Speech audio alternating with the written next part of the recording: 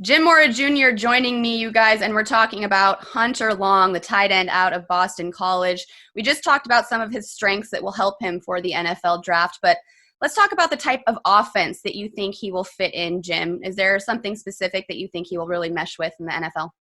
I think initially, if he could go to a team that has a strong tight end that can work inside in the blocking area, and they can use Hunter as a guy that they move around a little bit, in a two tight end scheme, I think that's really good for him. I think you look at teams like the Jets, the way the Patriots have always used tight ends, with Urban Meyer and the Jaguars, a guy that's likes to use his tight ends and get him out in space. I think that's the type of offense he's going to operate best in. His weakness right now is his physicality, his run blocking.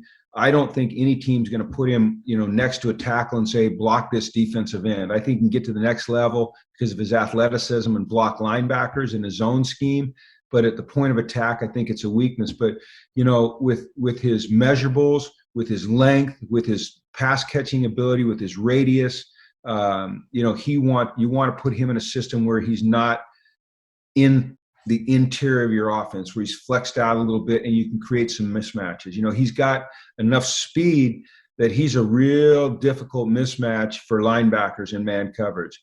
He's got enough size that he's a real difficult mismatch for safeties in man coverage, because with his wingspan, with his reach, with his height, it's tough to work around him. So I think he's going to be a guy that, right now he doesn't wow you, but he's solid and you see the upside. Sometimes those underrated players, they're the ones that just shoot up there. And like you said, he might not wow you right now, but he'll be that surprise, right?